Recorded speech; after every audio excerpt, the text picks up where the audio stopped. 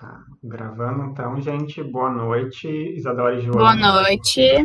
Fala para duas pessoas até agora. Tá bom, meu fone, gente, não Exclusivo. tá com O quê? ruído? Não. Uh-uh. Nossa, quando eu jogo com meus amigos, eu jogo pelo Discord, eles sempre ficam dizendo que o meu fone tá ruim. Fica dando chiado É que o Discord dá problema. Pra mim também dá problema. no Discord, Eu tenho né? problema com. Aham. Não sei porquê. Não sei Ah, porquê. tá, vamos iniciar então. Gente, então a gente vai ver o ciclo do ouro hoje. Praticamente eu acho que é o conteúdo mais expressivo, por assim dizer, né? E que a partir dele outros conteúdos surgem no século XVIII no Brasil, né? De 1700 a 1701 a 1800. O ciclo do ouro, né? Também é bastante importante no sentido de pensar-se como. Lembra aquela que a gente estava conversando na última aula, de como a gente aprende como a gente aprende a história no ensino médio e tudo mais, com pouca problematização? O ciclo do ouro é um outro exemplo do que é um conteúdo que se passa, mas que não se problematiza e não se pensa certas coisas que se deveria pensar, né? Principalmente a ver com questões de escravatura, né? Mas isso a gente vai então tentar ver melhor ao longo dos slides. Essa foto aqui é de Ouro Preto, tá, gente? Tá apagado aqui. De uma das trocentas igrejas que tem em Ouro Preto. Essa foi tu que tirou ou tu só tirou na internet? Tem que tu. Eu que tirei essa aqui quando foi. Tá, dando então um breve contexto, né, desse final do século XVII, na verdade, né, não do século XVIII, volta de 1690, mais ou menos. Então a gente vê, né, na colônia portuguesa, né, na América Portuguesa, uma crise, né, com a questão do açúcar. O açúcar até então era o principal produto de exportação, né, da coroa portuguesa para, enfim, o principal produto exploratório, na verdade, que a coroa portuguesa tinha aqui na América Portuguesa, no Brasil. Com as Antilhas e com a Holanda também, nas Antilhas e a França também, eu acho. Então, outros colonizadores também explorando o açúcar em outras partes da América. A Portugal, então, a coroa portuguesa começa a enfrentar uma crise, né? Não começa a ter tantos lucros como ela tinha antes. E isso, então, vai fazer com que a coroa busque e se faz uma intensiva busca em achar outro produto exploratório, outro produto que a colônia faça vir a metrópole enriquecer, né? Que esse é o motivo da colonização, né? Se não, se não vai enriquecer a metrópole, não tem por que colonizar.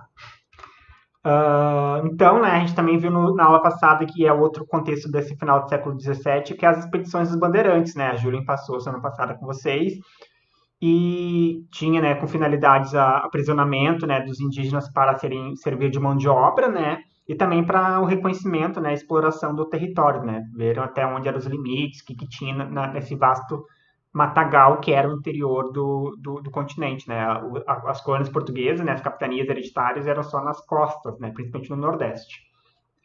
Mas se tinha, né, a ideia, se esperava encontrar jazidas de metais preciosos no interior do continente, né, no interior da colônia portuguesa na América, porque a Espanha já havia encontrado bastante jazidas de metais preciosos, principalmente de prata, na parte da América do Sul, onde era a colônia espanhola, né, na região de Potosí, na região do Chile, da Bolívia, enfim. Então ali tudo a colônia espanhola já explorava metais preciosos e também explorava o ouro na região central, né, na região do México hoje. E Portugal nunca, não, até o momento, né, desde 1500 até agora, há dois séculos já, né, não havia encontrado jazidas de metais preciosos, né. Então ainda eles tinham a esperança de encontrar, de ganhar, achar a galinha dos ovos de ouro. De ouro de verdade, né? Então, essa esperança vai ser solucionada, eles vão de fato então encontrar, né? Quem vai encontrar os uh, primeiros ourozinhos, né, de aluvião que eles vão encontrar primeiramente, né? Mas quem vai encontrar os primeiros ouros, podemos dizer, da América Portuguesa vão ser os bandeirantes, né, durante as suas expedições. A região que fica marcada como os primeiros ouros encontrados é a região do Sabará, né, por volta de 1693, então nessa última década do século XVII. E por algum tempo os bandeirantes guardaram essa informação de onde tinha encontrado o ouro para eles próprios, né? Porque eles, como a gente explicou, eles não eram um grupo ligado à coroa, eles eram um grupo independente, né? De populações civis, né? De origem portuguesa e barra miscigenada com indígenas. Esses bandeirantes, essas pessoas, eles guardaram então por algum tempo, há 5 anos mais ou menos, essa informação de descoberta de ouro para si. Então eles continuaram indo até a região de Sabará e procurar ouro e conseguir, né, enriquecer através disso. Mas em 1698, né, a coroa então vai acabar tomando conhecimento desses achados, né, dessas jazidas de ouros achadas na região de Minas Gerais, que virá a ser Minas Gerais. Nesse ano, né, nesse período que a coroa descobre as jazidas de ouros, então ela envia o administrador geral chamado Castelo Branco para ver a região, né, conversar com os bandeirantes, etc. Vai haver um conflito entre o administrador geral, né, que era um português, o Castelo Branco, vai haver um conflito com o Borba Gato, né, que era um líder dos bandeirantes, que era filho de um dos maiores líderes dos bandeirantes, não é Barbosa, como é que é o nome dele? Esqueci agora o nome. Mas é um que a gente até mostrou a foto semana passada para vocês. Daí o Borba Gato vai acabar, então, nesse conflito, vai acabar assassinando esse administrador geral, né, essa figura super importante da coroa. E por ter feito isso, ele vai, então, tendo que fugir, tendo que ficar foragido nas regiões ali de São Paulo, Minas Gerais, por bastante tempo, né? Mas vai chegar um momento que ele vai voltar a ser visto, mas vai ter seu crime perdoado. Isso a gente vai ver mais pra frente. Os bandeirantes, né, não, além do Borba Gato que brigou ali, os outros bandeirantes que tinham esse conhecimento vão acabar sendo, então, recompensados por essa descoberta, né, vão ganhar, então, cargos administrativos, vão ganhar títulos reais, etc., por parte da coroa portuguesa. Então, a gente vê, né, como a gente viu na aula semana passada, os bandeirantes, a princípio, eram um grupo marginalizado, né, a gente até comentou, a Júlia comentou, de que eles andavam de pé descalço, eles não tinham toda aquela pompa que o resgate da história dos bandeirantes vai botar uma pompa sobre essas pessoas, sobre esses bandeirantes, no século XX, né, no século passado, quando se houve esse resgate dessa história, como se fosse uma história identitária, né, do estado de São Paulo. Mas, nesse período de 698, os bandeirantes eram um grupo marginalizado, que ficavam correndo pelas matas, ficavam explorando pelas matas, com maltrapilhos, etc., né, sujos, não tinha nada de luxo, né, era um grupo expedicionário. E passando disso, né, de um grupo, então, à parte, marginalizado, de mestiços, eles vão, então, virar nobres, né, por terem encontrado as primeiras jazidas de ouro. A região, então, de Minas Gerais vai ficar conhecida como a maior região de ouro a céu aberto do mundo, né? O que é de ouro a céu aberto? É os ouros de aluvião, que é o ouro que acaba se achando nos rios, nos riachinhos, na borda dos rios, na margem dos rios e riachos, enfim, são pepitas de ouro que se encontram no chão mesmo solta, como se fosse pedra, como se fosse calcário, tanto que tem até aquela extração com uma peneira, né? É nesse sentido. Mais para frente que vão então se descobrir jazidas de ouro enterrada, né, no solo das montanhas, enfim, do terreno da região da Serra de Minas Gerais. Mas a região do estado inteiro vai ficar conhecida como a de ouro, que possui o maior ouro a céu aberto do mundo. Então, né, a partir dessa descoberta do ouro, e principalmente com a coroa sabendo disso, inicia então o que é chamado de Corrida do Ouro, né, na América Portuguesa.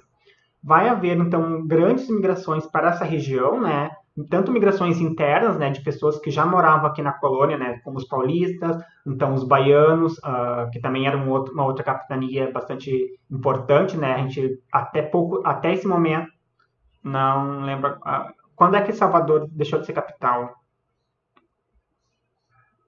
Tá mutado, Júlio.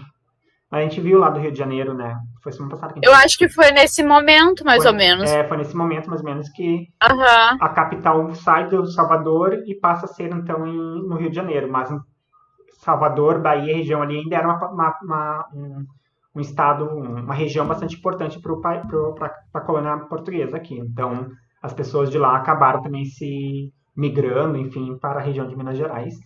Além disso, também os pernambucanos, né, que também tinha na região do açúcar, né, que já estava em crise, então aquelas pessoas que trabalhavam, que tinham grandes.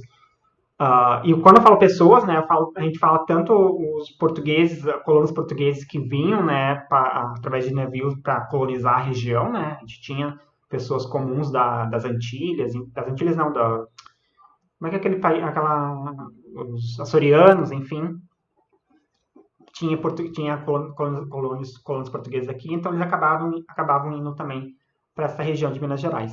E também vai haver imigrações externas, né? Pessoas de fora da colônia vão vir para cá, né? Portugueses, principalmente, né? Que ficavam sabendo lá em Portugal que havia se descoberto jazidas de ouro, que então eles podiam vir aqui encontrar ouro e depois voltar para Portugal extremamente ricos, né? E também a vinda de africanos escravizados, né?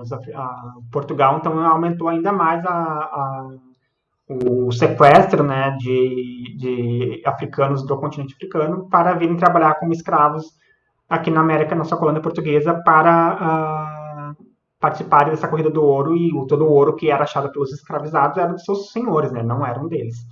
Tinha até uma questão de quando, depois de um achado de ouro, eles ganhavam forria, mas isso é um outro debate que tem vários poréns. Uma coisa também importante de falar é que tem um povo, agora uma etnia da região, acho que é da região de Gana, na verdade, que já está, os africanos que lá moravam, eles já tinham uma tecnologia, uma ciência de exploração do ouro, e isso favoreceu muito, né, os portugueses. Então, os portugueses sabiam que eles tinham como posso chamar? Enfim, eles tinham a técnica de extrair o ouro, principalmente do ouro do subsolo, então eles acabavam sendo escravizados, né? Cerca de 30 mil pessoas foram então para essa região de Minas Gerais, gente. É bastante gente. Era uma região que só tinha habitado pelos indígenas que ali moravam, né? E que estavam fugindo dos colonizadores. Agora, então, passa a abrigar por volta de 30 mil pessoas que estavam ali justamente para procurar ouro, para enriquecer, né? Não estavam indo ali só para viver. Até porque era uma região que não tinha nenhuma infraestrutura, né? Era uma região extremamente mato, assim. Em 1720, Portugal acaba então proibindo a migração dos portugueses para o Brasil devido ao receio do esvaziamento de Portugal, de tantas pessoas que estavam vindo para cá, para a colônia atrás de ouro, né, para enriquecer, eles acabaram então proibindo a vinda de portugueses comuns, né, portugueses que não estavam vindo a mando da coroa para cá, eles acabaram então proibindo essa migração. Nos primeiros anos de exploração, o ouro, como a gente comentou, como eu comentei agora no slide anterior, era de aluvião, né, o ouro achado nas beiradas dos rios. E isso então gerava, né, maior atração pela população comum de vir atrás, né, a buscar tentar achar ouro, porque é uma forma que eles conseguiam, né? O ouro de extração do subsolo eles não conseguiriam porque eles não tinham, né, a técnica, não tinham as ferramentas necessárias, enfim. Através de um regimento, o regimento é uma espécie de lei, né, de mandatos por parte da coroa. Através desse regimento de 1702, então a coroa vai meio que organizar essa corrida do ouro, né? Ela vai então criar os cargos de superintendentes, né, que vão ser então a grande autoridade da região, que vão comandar, vão saber o quanto de ouro é explorado, enfim, vão ser os representantes do rei nessa região. E os guarda-mores também é outra categoria que vai ser criada através desse regimento, que vão ser os fiscais que vão então começar a coletar os tributos dessa exploração do ouro, né? Porque a coroa não ia deixar que as pessoas enriquecessem e ficassem explorando o seu ouro do seu território. Lá vão ter. Em 1709 vai ser então criada a capitania de São Paulo e Minas do Ouro. A gente lembra que São Paulo já tinha sido criado, né? A Vila de São Paulo já havia sido criada pelos padres jesuítas, né? Na aula passada a gente viu. Agora mudou de nome, então, e também de território, então ela abrigava também onde hoje é o estado de Minas Gerais. E em 1720, né, 11 anos depois dessa anexação com a Minas de Ouro ao estado de São Paulo, se desanexa, então São Paulo vira uma vila, não um estado, mas vira uma vila ali sozinha, e Minas Gerais, então, é criada, né, a capitania de Minas Gerais é criada onde hoje mais ou menos é a região do estado de Minas Gerais. Eu quero só comentar ali que tu falou por último, para eles não esquecerem essa última parte, porque essas criações de capitania de São Paulo, né, e depois de Minas Gerais, tem a ver com os conflitos que são causados que ocorrem nesse período, né? Mas a gente vai falar isso mais para frente, mas lembrem disso, lembrem dessa parte. Tá. Tá. Vai haver, então, né, uma criação de arraiais, que eram pequenos grupos urbanos, né, então, para começar a organizar essa população que estava indo para essa região e estava se fixando nessa região, né, elas iam sem, talvez, a intenção, sem os meios de retornar, né, de onde veio, então acabavam ficando por lá e acabavam, então, povoando aquela região. Primeiro cria-se arraiais, que logo em seguida vão virar vilas, né, tanto a questão de ser vila, de ser capitania, de ser arraial, isso tudo depende do número de populacional, né? Se é um pequeno número de pessoas, ainda é arraial. Quando esse número aumenta, acaba então se tornando uma vila. E a partir de 1711, né, então começam então a surgir essas 3 vilas mais famosas, que eram vilas que as pessoas que ali moravam estavam então em função dessa corrida do ouro, que é a Vila Rica, né, que hoje é a atual cidade de Ouro Preto, a Vila de Sabará, onde foram encontradas as primeiras jazidas, e a Vila Nossa Senhora do Carmo de Albuquerque, que hoje em dia é conhecido como o município de Mariana, né? Que foi também um município que houve, né, o desastre natural lá. Natural não, né? Desastre causado pela empresa Vale do Rio Doce, e que, né, hoje a gente ainda tem os malefícios que isso ocorreu. A mineração do ouro, então, e também de mais tarde das pedras preciosas, como os diamantes, né, que logo em seguida vão também se descobrir jazidas de diamantes, a extração do ouro vai se tornar, então, a principal atividade econômica da coroa, né? Se antes era o açúcar estava, então, em queda, assim que se acha os jazidas de ouro, então, a extração e a exploração e o comércio do ouro por parte da coroa de Portugal acaba sendo a principal atividade econômica do Reino de Portugal, né? E essa corrida do ouro também, então, vai resultar no aumento do consumo interno, né? Aqui na própria colônia portuguesa.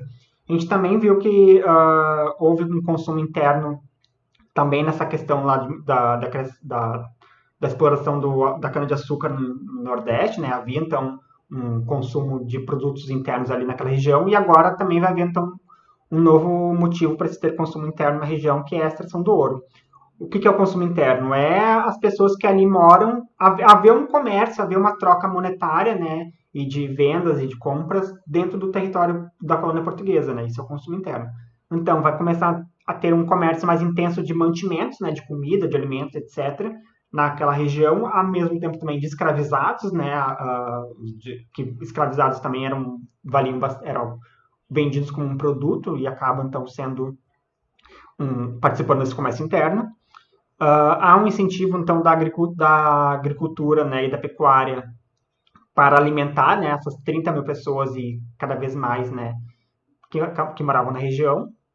E essa agricultura, essa cultura de pecuária não acaba sendo suficiente, né, para a região, o que vai ocorrer essa integração da região de Minas Gerais com outras regiões do país, principalmente regiões do sul, onde no sul também já começava, então, a se criar gado, se criar pecuária, se criar agricultura, que iria, então, abastecer essa região de Minas Gerais. Então, a questão do charque, né, que começa nesse período. A região do Rio Grande do Sul, Santa Catarina, começa, então, a virar uma região de produtoras de charque, de criadora de gado, e esses gados, a maior parte desse charque acabavam, então, indo para alimentar a população que estava trabalhando na extração do ouro. Posso comentar uma coisa antes de continuar? Uma coisa que a gente tem que ter em conta é que a população no Brasil, nessa época, ela dobra. Ela, tipo, chega a 1 milhão, assim, mais ou menos, de pessoas em pouquíssimo tempo. Então, a gente tem aqui a descoberta do ouro em 1690 e poucos, no final do século XVII. E já nesse período, mais ou menos 720, já tinha o dobro de gente. Vocês imaginam se isso acontecesse agora, se a gente dobrasse o número da população no Brasil nesse momento, fosse ter 400 milhões de pessoas no mesmo lugar, então, tipo, parece, tá, ok, é diferente, né, a coisa, mas mesmo assim, como é que um sistema suporta isso? Então, eles começaram a criar rotas de comércio, né, como o Bruno falou, vilas que ficavam entrepostas entre as cidades. Então, esse processo de interiorização acompanha isso, né? Novas rotas, novas vilas, entreportos, né, etc. E também vai havendo uma supervalorização de produtos por conta do grande consumo, né? O consumo aumenta concomitantemente, o preço dos produtos vai aumentar e vai acabar faltando produtos para se vender e isso vai gerar então uma crise de fome na região. Aqui temos fotos então de jazidas de minas de ouro, né? Já desativadas, que hoje serve, né, como ponto turísticos da cidade de Ouro Preto, né? Uma coisa que a gente estava comentando ano passado é que até pouco tempo, e eu acredito que ainda há hoje algumas visitas, alguns guias, que não problematizam, que apresentam, né, esses locais que possuem uma história, né, e que são vendidos como locais históricos pelo turismo, não se problematiza que haviam pessoas que trabalhavam ali até morrer, que haviam crianças que trabalhavam ali até morrer, que eram então os escravizados, né? E hoje, na última vez que eu fui para Ouro Preto, eu fui 2 vezes já, tenho esse privilégio. Na última vez que eu fui para Ouro Preto, um guia, né? Foi a primeira vez que eu vi um guia problematizando, né? Era um guia preto, era um guri preto que estudava na UFOP, na Universidade Federal de Ouro Preto. Eu lembro dessa informação, não lembro o nome dele, mas eu lembro dele trazer toda essa problemática do quanto a gente é preciso, né, trabalhar e ter um pensamento crítico através desses locais, né. Um exemplo disso também, né, é o ter restaurantes em Ouro Preto que são em casarões antigos e no subsolo desses casarões havia senzala. E hoje em dia são grandes restaurantes em Ouro Preto. E isso acaba, então, as pessoas vão lá, almoçam, jantam, fazem festa lá naquele restaurante lá, com correntes penduradas nas paredes e não se tem nenhum pensamento crítico do peso que aquele lugar ali tem, né, de toda a questão das mortes, do sofrimento e tudo que a escravatura resultou nessa região. E não existe muita problematização hoje em dia, né? Esperamos que no futuro próximo as coisas, principalmente esses locais históricos como a cidade de Ouro Preto se exista mais pensamento crítico sobre esses lugares, né? Isso eu ia comentar contigo que isso não é só no Brasil. Eu vi umas reportagens dos Estados Unidos falando sobre esse mesmo movimento de utilizarem fazendas, locais de escravidão para fazer aniversário, para fazer casamento, para fazer aqueles photoshoots, sabe? Aquelas coisas de fotos, assim, de casais, nesses campos que eram campos escravizados e tudo mais. E todo o apagamento, assim, desses processos, não só aqui, mas lá, sabe? Uhum. Então, a tendência, eu acho, é realmente, tipo, não, isso não pode, tá ligado? Eu acho que isso é importante, porque com pessoas, né, isso eu digo, tu falou, eu era um menino preto e tudo mais, falando sobre isso, e é por isso que é necessário a entrada dessas pessoas, que são descendentes de pessoas que, né, foram escravizadas para se revisitar esses processos, né? Então, aqui a gente fala de uma batalha pela memória, mas também pela experiência dessas pessoas que são ancestrais não, né? São descendentes desse povo negro que foi escravizado. Exatamente. Essa questão que tu falou agora de fazer festa de casamento, né? Isso a gente tem muito aqui na região Pelotas, né? Ali tem a região das charqueadas, que as pessoas são, hoje em dia, é um lugar, né? Como na época também já era, né? Mas é uma propriedade privada, e essa propriedade privada vende, então, o espaço como um espaço de lazer, né? A região das charqueadas de visitação, assim, onde também, né, houveram exploração de escravizados nessa região. E que não se tem nenhuma problematização na hora de se visitar ou na hora de se contratar esses espaços para ser algo festivo. Nesse mapa aqui a gente tem então alguns pontos das regiões auríferas, né, de Minas Gerais, né? Aqui tem Ouro Preto, região Rio Doce aqui, região do Rio das Mortes, aqui do Sabará. Então todas essas regiões, não precisa decorar os mapas, tá, gente? Isso você sempre tem nas provas. Inclusive aquele mapa ali é francês, né? Eu acho engraçado isso. Tem francês? Aham, Anne, a filha Aham. Aqui uma outra fotografia do centro de Ouro Preto, o atual, né? Foi eu que tirei essa foto. Aqui no centro a gente tem, esqueci o nome disso agora, Pelourinho. Um pelourinho, e que em cima tem uma estátua do Tiradentes. Por isso que a praça é chamada Praça Tiradentes. Aqui, né, esse prédio ao fundo, lá com um relógio na ponta, é o Museu da Inconfidência, e lá tem vários artigos da época, assim, mas é um museu que dos museus que eu fui lá, eu achei um dos piores, apesar de ser um dos maiores, porque também não, é só de coisas ricas, é uma exposição de produtos de quem era rico na época, sabe, tem quartos montados, com todas as camas da época, os baús, os armários, roupeiras, roupas, tudo, mas tudo de pessoas, de coisas de consumo da elite, né, não tem nada de história mais social e de classe baixa nesse museu. Foi nessa praça que Tiradentes foi esquartejado. Foi. Uhum.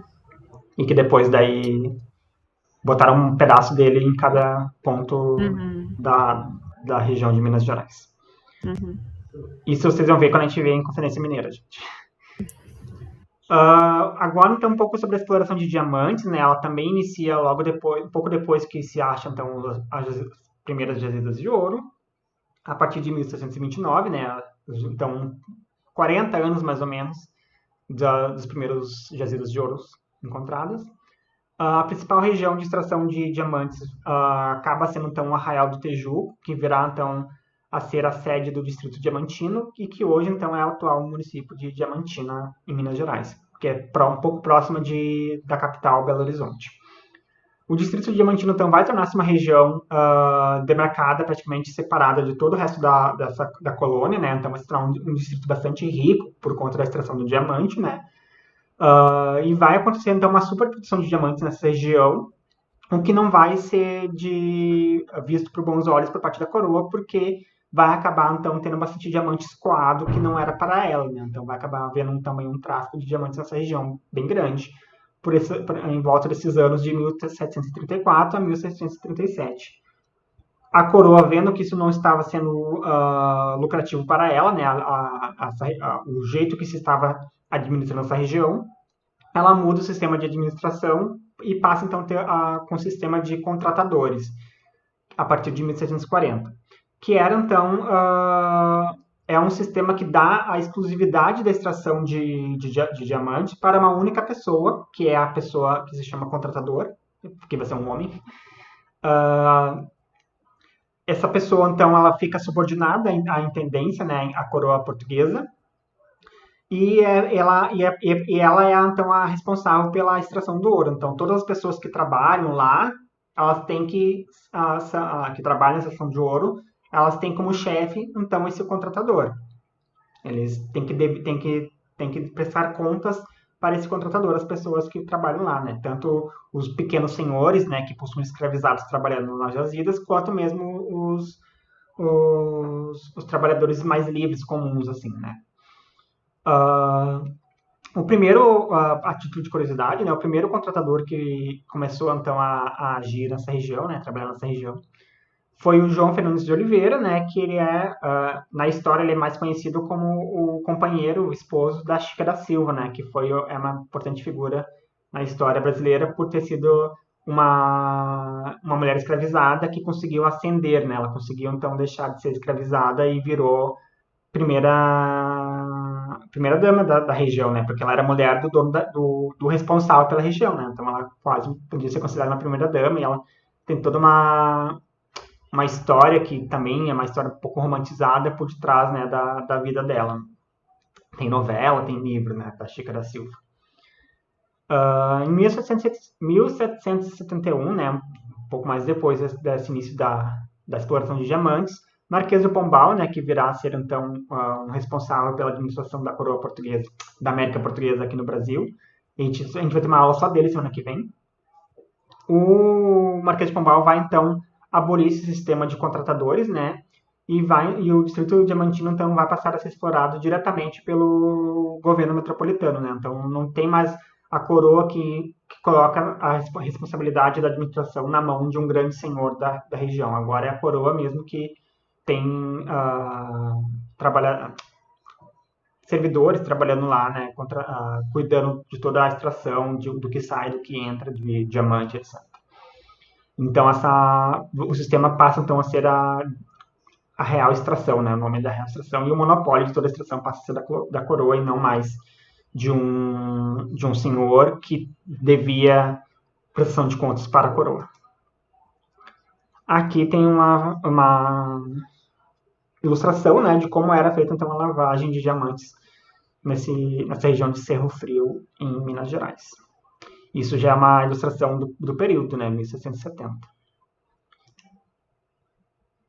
Júlia. Agora sou eu. Então, assim, gente, obviamente, com a extração do ouro, com a descoberta do ouro, a gente tem o quê? Obviamente, a gente tem um controle muito maior da metrópole, que já tinha antes, né, com açúcar e tudo mais, mas aqui, obviamente, né, é ouro, literalmente milhões de horas de ouro, então eles precisam dar conta e retirar o máximo que eles podiam da região. Então, a gente começa aqui, no início, assim, nos primeiros anos, digamos, nos primeiros 20 anos, um pouco menos que isso, uns 15 anos, eles tinham uma fiscalização muito incipiente ainda, claro, era uma fiscalização forte, claro, mas ela não era bem estruturada, não tinha uma burocracia ainda, né, que vai se ter depois, relacionada com o garimpo, né, a mineração do ouro e das pedras, enfim, né, os metais preciosos. Então, no primeiro momento, a gente não vai ter as casas de fundição ainda, que está escrito, né, instauração de casas de fundição. Vai vir um pouquinho depois do começo, né. Em primeiro momento tem, claro, o quinto, né, que é a coisa mais famosa, vocês lembram, assim, o ciclo do ouro, exploração do ouro, é o quinto. O que é o quinto, né, se vocês não estão lembrando muito bem, o quinto seria a retirada de 1/5 ou 20% do ouro recolhido pelas pessoas que estavam recolhendo. Então, cada pedaço de ouro tinha que 1/5 sair direto para a coroa. O que acontece aqui é que no começo, antes de ter a casa de fundição, tem muito contrabando. E aí a gente tem contrabando em pó, né, ouro em pó. Tem contrabando de diversas formas. Uma das coisas mais, assim, famosas na época, que a gente tem até hoje como... que a gente usa, né, a palavra Santo do Pau Oco, que na época, na verdade, hoje quer dizer, a pessoa é falsa, a pessoa, né, mas hoje, aquela época, Santo Pau Oco é que eles colocavam, né, dentro do santo, aqueles santinhos, né, de madeira e tudo mais, eles colocavam ouro ali dentro. E aí, o pessoal da fiscalização portuguesa, eles falavam, não vão mexer, né, é uma imagem religiosa e tudo mais, então acabava passando contrabando de ouro por esses santos. Aí tinha outras coisas também que passavam. Eu vi um relato, assim, quando eu estava pesquisando, de gente que colocava ouro em pó em potes de barro, né, para o pessoal não ver. Então, tipo assim, vários tipos de ideias, né, brasileiras de fazer as coisas, eles faziam tudo que era coisa. Porém, eles foram vendo que isso estava dando prejuízo para a coroa, né, estava se desviando muito do ouro, indo para outros lugares. E aí eles criaram as casas de fundição. O que seriam, então, essas casas de fundição? Digamos, uma instituição, mas é uma parte, né? Obviamente, pelo nome a gente já imagina, são casas que fundem o ouro. Mas eles fiscalizavam de perto, né, o ouro. O que acontecia? Aqui nessa foto a gente vê, né, um ouro quintado já. Um ouro que já foi passado por essas casas de fundição. E aí eles ganham selinho. Aí eles ganham, né, o selinho ali do escudo Sabará, que tá ali, inclusive, que é da casa de fundição Sabará, da cidade da vila de Sabará. E aí o número de série, diz já que tá quintado. Então, esse era o ouro legal. Após a criação das casas de fundição, eles falam, bom, esse ouro é o único ouro que vocês vão poder comercializar. Outro ouro não pode. Então, eles tentavam, né, estreitar a questão do contrabando. Pode passar, Bruno, para o próximo. Então, como eu já falei, né, o quinto, ele vem antes das casas de fundição, mas ele é implementado realmente com a casa de fundição. Realmente, cada ouro, então, é quintado. Num momento após isso, né, se tenta criar meio que uma substituição para o quinto, que seria a finta, que é um sistema que substituiu o quinto, como eu botei ali, que consistia em uma taxa fixa, que seriam 30 arrobas por ano ou 450 quilos, repassado para os exploradores. Então, o pessoal ficou meio pistola, assim, eles ficaram, bom, como a gente pode saber, né, isso é uma coisa que a gente vai vendo conforme o ciclo do ouro vai decaindo, é que o ouro, a gente acha o ouro, aquele ouro não é infinito, a gente vai tirando da terra, né, minerando, e até certo ponto, um ponto que não tem mais o que fazer, então não vai mais achar ouro não é infinito. Então, conforme o tempo ia passando, ia diminuindo o recolhimento do ouro. Só que eles queriam manter o ouro sempre o mesmo. Se fosse, por exemplo, a finta, ia sempre ser uma coisa fixa. Sempre ia ser um valor fixo. E isso não era bom. O pessoal que estava sendo explorado aqui, né? Então eles ficaram super pistola, não curtiram muito. E a finta não durou muito tempo. A finta, ela durou alguns anos. E aí ela é substituída para o quinto. O quinto volta de novo a ser reativado. Junto com o que seria um novo controle, que seria a captação. E a captação, que também durou pouco tempo, porque também não foi bem quista, né, entre o pessoal aqui do Brasil, ela vai ser um imposto onde os exploradores deveriam pagar uma taxa que era proporcional aos escravizados que estavam sendo mantidos ali, né. Então, os senhores de terra, os senhores que estavam explorando o local, eles tinham que pagar por cabeça, digamos assim. Então, se a pessoa fazia sozinha, autônoma, digamos assim, ela também tinha que pagar um valor, mesmo que não tivesse nenhum escravizado. Então, isso também não durou muito tempo, o pessoal, os proprietários não curtiram muito a ideia. E aí temos a última, né, que é a derrama. E eu acho que a derrama talvez seja uma também bem importante. A finta não aparece muito. Quando a gente procura, assim, coisa de fiscalização e tal, a finta ela não é uma coisa que aparece muito, porque ela não foi muito bem utilizada. Então, normalmente, o quinto, a captação e a derrama, ela é bem importante, digamos assim. A derrama, principalmente, porque a derrama ela é a catalisadora, digamos assim, para a Inconfidência Mineira, né? Então, a gente tem uma questão de esgotamento na derrama, que é um pouco parecido com a finta por ser um valor fixo, né? A derrama ela era um imposto mínimo, digamos assim, que eram essas 100 arrobas anuais, que seria 1,5 toneladas. Eu fui até olhar quanto que era.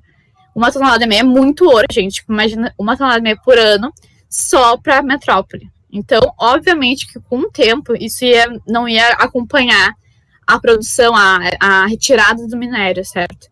Então, o que acontecia quando não tinha o necessário, né, o imposto mínimo, é que o pessoal pegava recolhendo a coroa, né, portuguesa, eles pegavam os bens pessoais da população da região. Então, eles metiam o pé na casa, eles pegavam tudo que tinha dentro, quando não tinha, né, o suficientemente para derrama. Teve anos que teve perdão de derrama por parte da coroa e outros não. Então, isso foi um catalisador para algumas revoltas internas, né? Como eu falei, da Inconfidência Mineira. Pode passar, Bruno.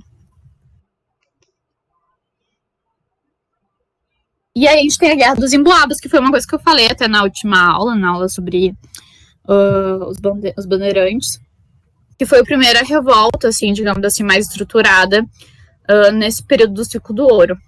Então, a Guerra dos Emboabas seria onde, de um lado, a gente tem os bandeirantes, né, o pessoal que descobriu o ouro e falou, bom, o ouro é nosso, nós achamos, nós ficamos um tempão aqui se embrenhando no meio do mato, eu acho que a gente merece ficar com o monopólio do ouro. E o pessoal que estava vindo lá de fora, estava vindo de Portugal, os chamados forasteiros, ou chamado Emboabas, para eles. Por que Emboabas, né, por curiosidade? Era como os índios chamavam as aves que tinham muitas penas, uma coisa assim. Eu acho que muito em menção a que eles eram bem vestidos, né? Usavam sapatos e tudo mais. E o pessoal daqui não tinha esse costume, né? Enfim, por questão de calor, né? E toda se adequar ao clima local, e eles estavam vindo de lá, então eles vinham com o clima da Europa. Então eles foram chamados assim pelos paulistas, e aí o pessoal português veio para cá querendo já também tomar parte desses achados, né? E obviamente causou um conflito ali no local. Os portugueses, então, eles estão liderados pelo Manuel Nunes Viana, e os bandeirantes são liderados pelo Borba Gato, que foi o que o Bruno falou até pouco tempo. Eu tava olhando aqui pra pesquisar. Ele era sogro, ele não era filho, era sogro do Fernão. Peraí, cadê? Tá, achei aqui. Fernão Dias Pais, que foi um grande, tipo, bandeirante da época. Ele tem várias imagens. Eu não sei se foi a foto que a gente botou no outro, mas ele também é uma grande imagem, assim. Então, ele tem a imagem dele muito associada com o sogro dele. Então, o Borba Gato, ele vai liderar o lado, né, dos bandeirantes, e os portugueses vão conseguir emboscar o pessoal o pessoal do Brasil, e vai ser chamado, né, de um conflito chamado no local da Capão da Traição, onde eles conseguem ganhar a batalha local, os portugueses, né, e os portugueses, os brasileiros perdem. Eles perdem, saem fugidos do local, né, na região das Minas, e contudo, eles não saem perdendo totalmente, porque eles vão para regiões que ainda vai ter ouro, Goiás, eles vão para a região de Goiás. Eles ganham alguns cargos também, tipo, locais, eles criam vilas locais. Então, eles perdem aquela guerra ali local, mas eles acabam, a longo prazo, continuam ganhando, porque eles conseguiram se estabelecer em Goiás, que foi onde foi achado novas minas, né? Então, os portugueses, eles se fincam ali na região das Minas Gerais, né?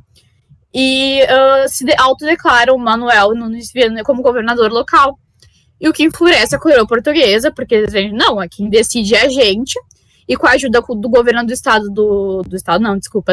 da região do Rio de Janeiro, eles conseguem retirar o Manuel Nunes Viana, expulsam ele do local. E aí, uma das consequências muito importantes que o Bruno falou antes é a divisão, então, do Rio de Janeiro com São Paulo. E aí, São Paulo vira, né, como o Bruno falou antes, São Paulo e Minas de Ouro. E aí, mas depois, mais pra frente, a gente vai ver que vai se dividir, né? Mas eu acho que, apesar do conflito ser uma vitória dos Emboabas, a gente tem uma vitória meio que um empate, assim. Não se perdeu, nem se ganhou. Claro, teve gente que morreu, né? Teve fatalidades e tal, mas não foi, assim, muito discrepante. Pode passar, Bruno. Esse tema tá tudo Borba Gato, o pessoal adora em São Paulo. É que nem aqui, assim, os bandeirantes estão para os paulistas, como o gaúcho, mas o gaúcho tá para o Rio Grande do Sul, basicamente, porque tem vários estados que botaram bandeirantes. O próprio nome da TV, da Band é Bandeirantes, então, tipo, eles têm um imaginário muito forte, assim, lá, sabe? Pode passar, Bruno.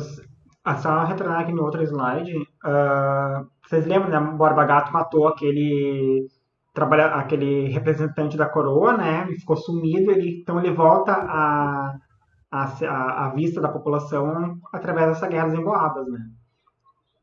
Isso. Ele ficou, então, um bom tempinho escondido. Então, a gente tem a segunda revolta, a revolta de Vila Rica, ou a revolta de Filipe dos Santos, se vê com esses dois nomes, tá? Que acontece em 1720, uns 10 anos depois da que a gente estava falando agora. Então, ele é liderado pelo nome, né? A gente tem a liderança do Filipe dos Santos, que era um cara rico, assim. Ele era dono de terras, ele era tropeiro e tudo mais. Tinha controle de minas também. E ele estava super insatisfeito com as medidas da coroa. A coroa estava criando casas de fundição, proibição da venda de ouro em pó, como a gente estava falando antes e tudo mais. E ele também ia contra, assim, uma corrupção que tinha da coroa. Existiam essas demandas. E tem alguns lugares que vai ter falando que eles queriam se tornar independentes de Portugal. Então, existe locais que vão falar isso, mas Eu, pessoalmente, não concordo. Eu acho que a maioria dos historiadores não vão concordar, porque eu acho que os primeiros momentos, assim, de ideia de independência que a gente tem no Brasil é principalmente no final do século XVIII, com a Conferência Mineira e tudo mais. Nesse momento, ainda não se tem o propósito de se tornar independente, né? Tem mais o propósito de falar, não, a gente não quer tanto imposto, a gente não quer ter uma burocracia tão corrupta e tudo mais, mas nesse momento a gente não tem ainda independência, então, a tentativa de se tornar independente, certo? Isso então, só deixa eu comentar que isso tem muito a ver com a mentalidade da época, gente, porque ainda não se tinha o iluminismo, né? Sabe, as ideias iluministas elas ainda estavam começando nesse período aí, elas estavam sendo criadas, começando ainda, boas ideias ainda não tinham, Montesquieu não tinha sido criado ainda, Montesquieu em 1748. Então, não existia essa ideia de que podia, como seria um Estado, como seria um governo sem o governo do reinado, do rei, do absolutismo, né? Então, não se tinha como pensar, como é que eu vou querer me independencializar se eu não sei como? Nem os Estados Unidos havia se independencializado ainda, né? Os Estados Unidos vai se independencializar 774, então mais de 40 anos depois dessa revolta de Vila Rica.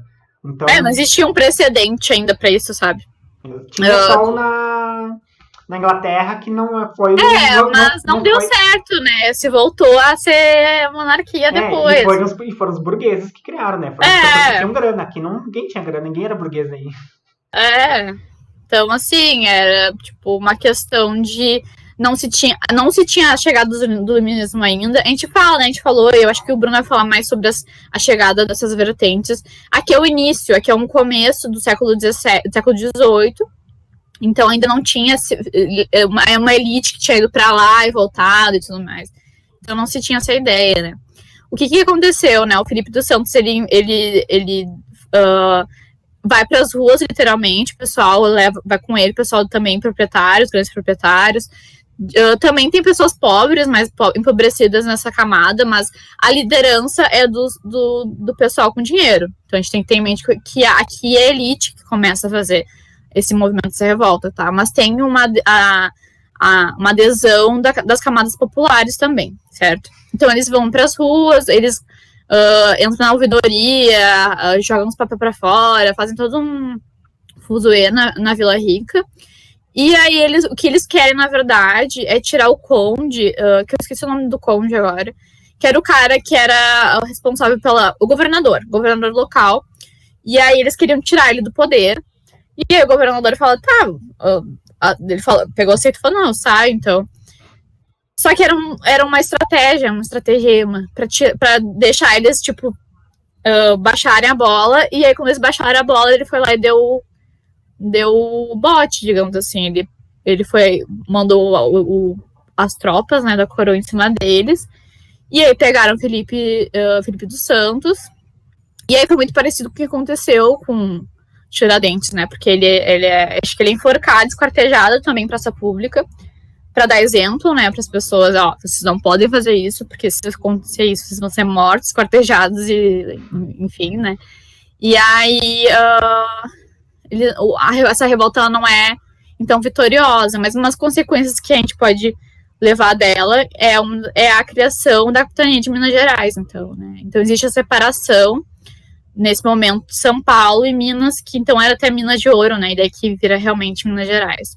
Para controlar os minérios, principalmente, né? Porque aqui, tendo uma centralização melhor, uma burocracia mais coesa, um local que era mais perto do local, era melhor, né? Para cuidar de perto, até essas revoltas, enfim, né? E eu acho que é isso, pode passar, Bruno. Acho que não sei se... eu botei um óleo do Antônio Parreiras, eu gosto muito desse cara, do Antônio. Ele fez acho que ele tá aqui no meio, esse é o cara que tá aqui no meio. Eu não sei se eu não me engano, se ele é meio pardo, né? O Felipe dos Santos. E aí o pessoal... E o governador ali, né? O conde. E a pessoa que tá atrás dele é mais branco que ele, que tá segurando ele, provavelmente. É verdade? É verdade, eu não tinha reparado nisso. Então, uma comoção local, né? Crítica de arte, meu amor.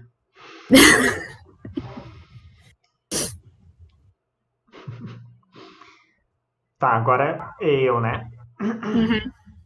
Então, gente, esse movimento, né, esse ciclo do ouro, ele não dura para sempre, né, como nada da vida dura para sempre.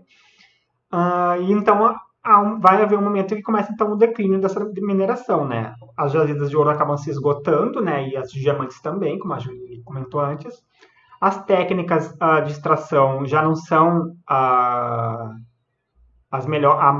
mais tecnológica do período, né? Então, na verdade, as técnicas de extração já não são o suficiente, né? Porque o que eu quero dizer? Que ainda existe, possivelmente, eles também têm essa ideia nesse período, que pode haver ouro mais profundo ainda do subsolo, mas eles não conseguem acessar até esse momento lá, porque eles não possuem tecnologia para acessar lá.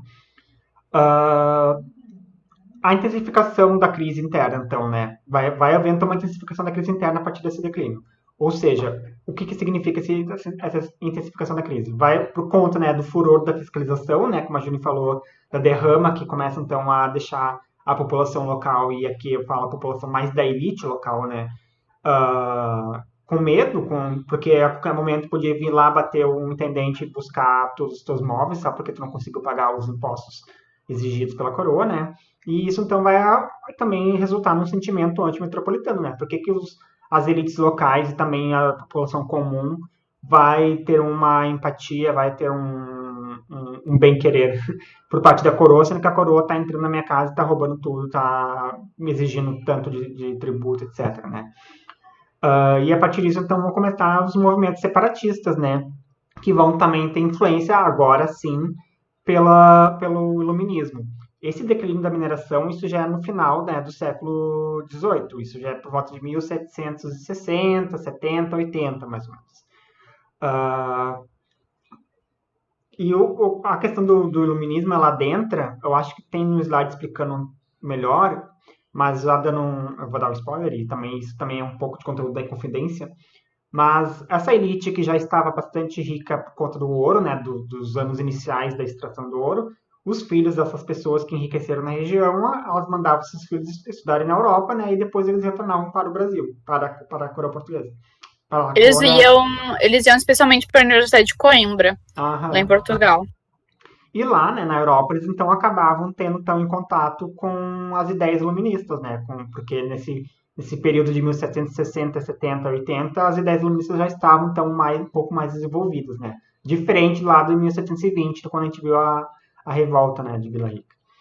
E uma outra característica desse declínio da mineração é que vai então haver um renascimento agrícola nessa região, porque os senhores que ele trabalhava, né, então começa então a buscar outras formas de renda, e essas outras formas de renda, essas outras formas de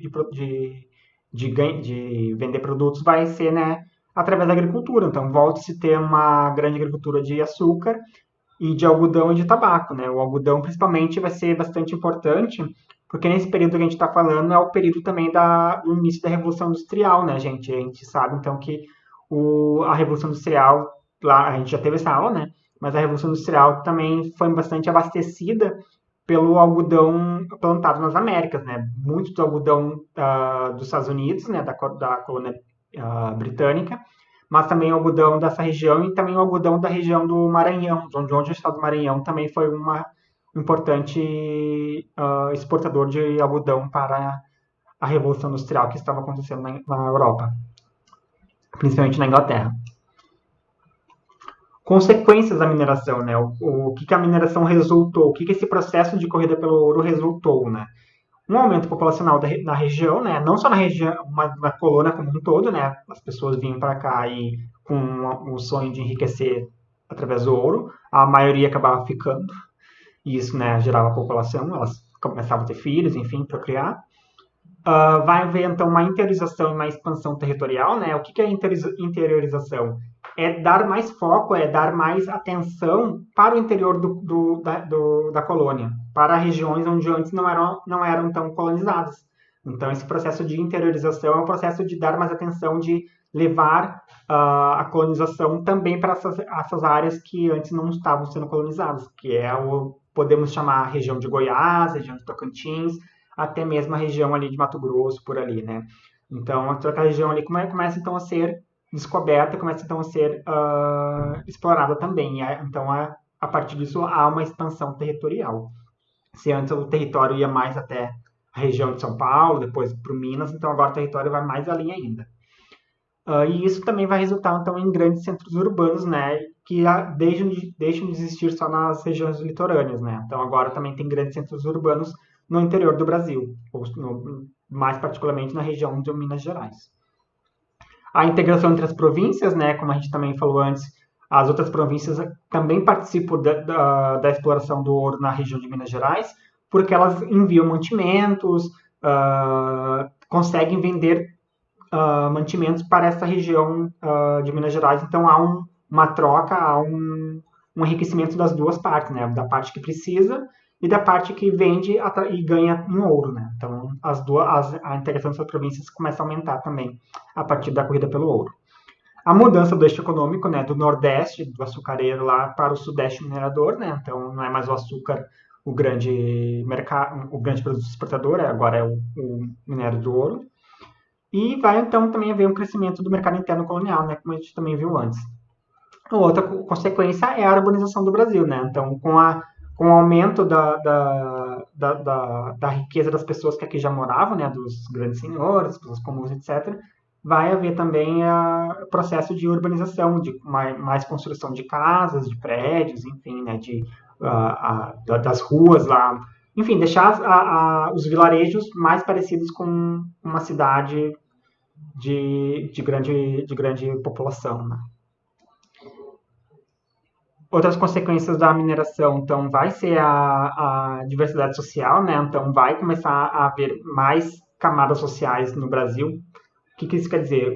Vai haver mais pessoas que são de diversos nichos de uma pirâmide, por assim dizer. Se antes a pirâmide podíamos dizer, era só dividida em 3 camadas, era a camada primeira na ponta dos grandes senhores de terra e portugueses, né, que vinham, no meio pessoas comuns e embaixo os escravizados. Agora tem outras camadas nas próprias pessoas comuns, né, mas então tem umas classes médias, né, então começa a ter camadas intermediárias, que são a nova elite urbana, né, são pessoas que enriqueceram nesse processo de exploração do ouro, são antepassados dessas pessoas que ficaram ricas através do ouro e a sua família então começou a ser rica. Não são pessoas que os seus antepassados nasceram em berço de ouro. Não são pessoas que tinham títulos, que eram nobres. São pessoas que vão se enriquecer, eram pessoas comuns e que enriqueceram e suas gerações futuras também vão ser ricas por conta, né, do grande achado de ouro que se teve. Um desenvolvimento cultural também vai haver, e vai ser uma grande consequência desse processo de mineração. Vai então haver a corrente artística do barroco mineiro e do arcadismo, né? Isso vocês vão ver melhor nas aulas de História da Arte, que vocês devem ter mais para o final do ano, porque são conteúdos que caem no Enem, né? Mas representações do barroco mineiro é o Aleijadinho, né? Ou é o arcadismo é uma outra coisa, né? Abre o microfone, Juliana. O barroco mineiro é o Aleijadinho. O arcadismo é mais ligado à literatura. Literatura, né? E então os intelectuais começam então a participar, né, desse processo de luta contra a metrópole, né, que é a partir desse momento que vão pessoas mais letradas que já estão em contato com as ideias iluministas, né, elas começam a criticar, a ter um pensamento mais, tá, mas por que eu tenho que ficar pagando tanto imposto para o rei de Portugal que está lá na puta que pariu? Começa então a se questionar e começa então a haver uma mobilização entre a própria elite intelectual de lutar, né, contra esse domínio da metrópole, e isso vai resultar então nas inconfidências, né, vai haver a inconfidência baiana e também na inconfidência mineira, né. A mineira é mais elitizada, a baiana ainda vai ter uma participação ampla, não ampla, mas vai ter uma grande participação de populações comuns e também de escravizados, mas isso a gente vai ver na aula de inconfidência baiana. Então, eu coloquei uma frase só para, acho que resumir antes de entrar realmente em Inglaterra e Portugal, que é uma frase que eu achei do Eduardo Galeano falando sobre essa questão, né? Ele diz: o ouro brasileiro deixou buracos no Brasil, templos em Portugal e fábricas na Inglaterra. Eu acho que isso resume muito bem esse processo, tipo, interno e externo, né, do ouro, e para onde foi nosso ouro também, né? Essa questão de entender que Portugal realmente usou nosso ouro, principalmente. Já estava vendo hoje algumas coisas da construção de alguns palácios em Portugal nesse período, né, que foi um grande não renascimento, mas assim, uma produção muito grande de arquitetura nesse momento, de palácios e, enfim, palácios dourados, literalmente, folhado em ouro, que era com o ouro do Brasil, né? E aí, pode passar, Bruna. E aí a gente tem uma relação, eu já falei sobre isso até na aula de industrialização e revolução, né, na Inglaterra, mas isso é para fechar os pontos, né, de unir esses dois lados. A gente estuda história, às vezes muito por linhas, né, tipo, Brasil, Europa, e a gente não conecta os pontos, mas como é que a gente pode conectar os pontos aqui, né, entre a história da Inglaterra e Portugal e Brasil? Então, a gente tem, nesse momento, como a gente viu nas aulas, o imperialismo inglês, e aqui eles ressurgem, né, como uma grande potência, que Portugal foi até o século XVI, e a Inglaterra assume isso depois, né, principalmente por causa da burguesia, enfim. Eles começam a juntar dinheiro, literalmente, e o dinheiro ia tanto de pirataria, a gente já falou sobre isso, né, da Espanha, Portugal, de navios, né, das colônias americanas e de Portugal. E a gente também tem que visualizar isso muito forte. Portugal tinha uma dependência muito grande com a Inglaterra.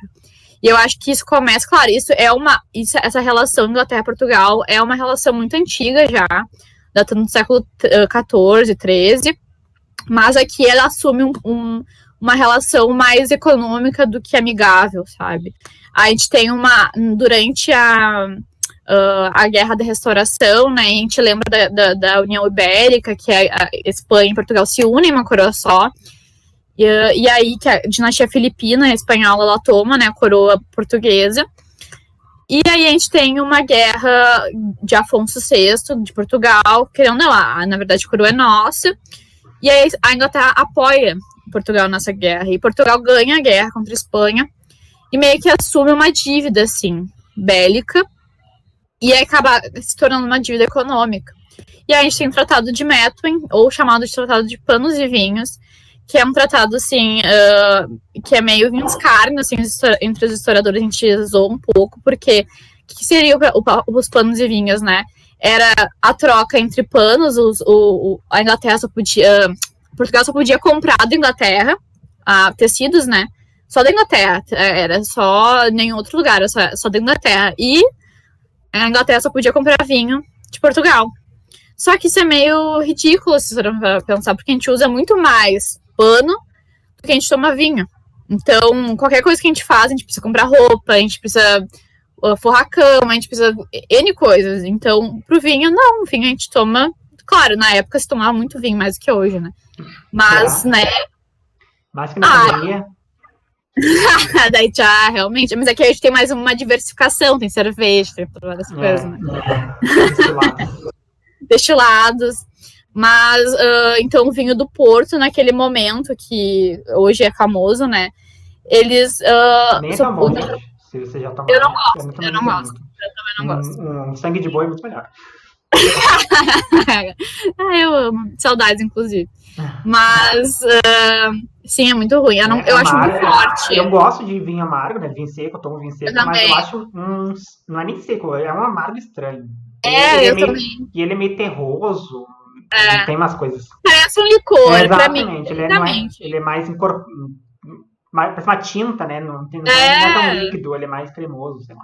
Não curto muito também. Mas, enfim. E aí, a Inglaterra, obviamente, começa a vender muito, porque o carro-chefe da Inglaterra é o algodão, se a gente tem que lembrar disso. Os cercamentos, a produção, as fábricas têxteis são na Inglaterra. Então, eles se ganham na loteria, praticamente, porque a Portugal começa a comprar muito pano, precisam fazer coisas, né, e vender, enfim, várias coisas, e aí começa a criar um déficit econômico. E aí os vinhos, obviamente, eles não compram tanto vinho, e aí começa a aumentar o déficit, e aí eles começam a ter que usar o ouro, que eles estavam vindo do Brasil, para pagar a Inglaterra. Então o ouro foi literalmente escoado direto pra Inglaterra. Foi assim, passando assim. Claro, a gente tem o déficit também, não só em relação à Inglaterra, mas também porque eles não tinham uma inteligência econômica interna. A corte, a coroa era muito gastadora.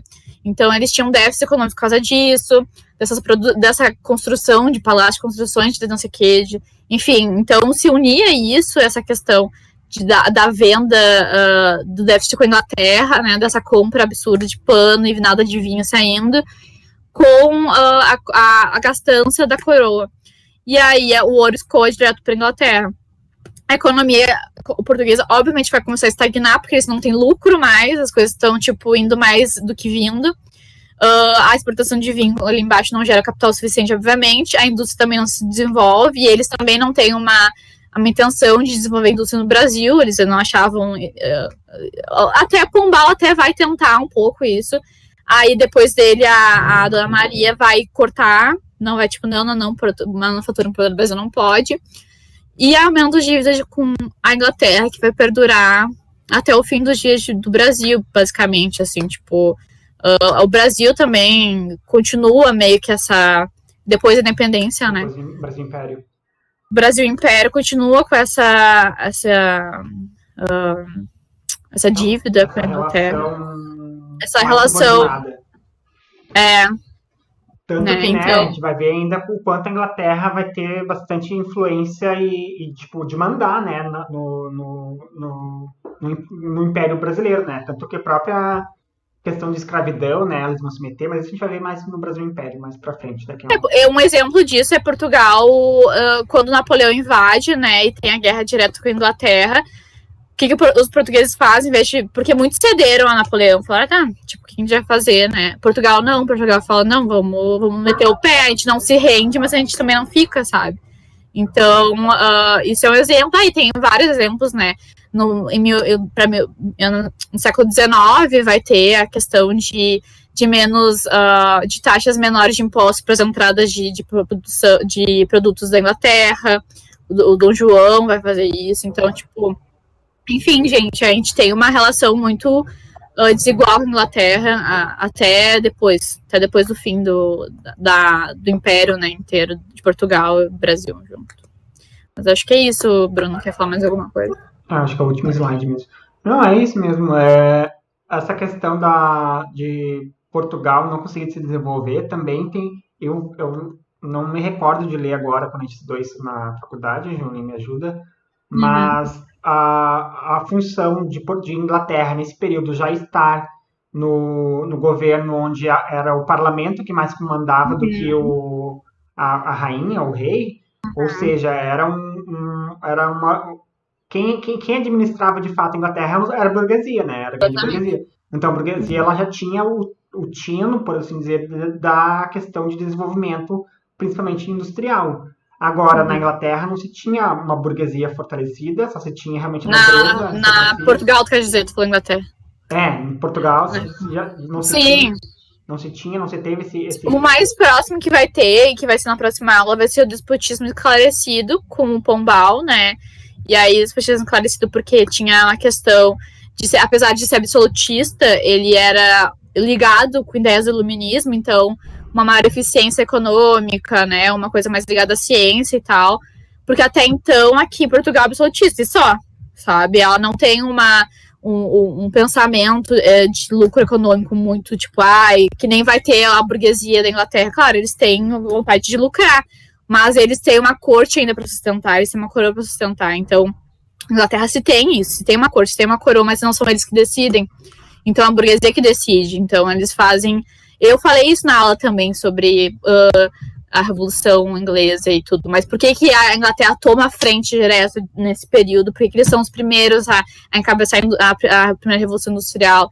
É porque é a burguesia que mandava. Na França não tem isso também, a gente lembra disso. Na França tem uma burguesia, uma corte parasitária, que não é ligada nem um pouco à economia, né, de comércio. E lá não, na Inglaterra a gente tem até até a própria corte, até próprios os nobres eram ligados, enfim, os nobres eram ligados a venda não, a comércio. Então, não era tão parasitário assim, sabe? Então, acho que foi um ambiente perfeito para se ter a primeira Revolução Industrial, né? Mas acho que é isso. Dúvidas, gente? A gente falou. Fica debatendo e esquece da vida.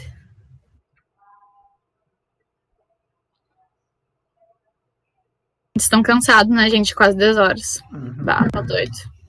Tá bem, então, gente. Então, Então, gente. acho que é isso de Ciclo do Ouro.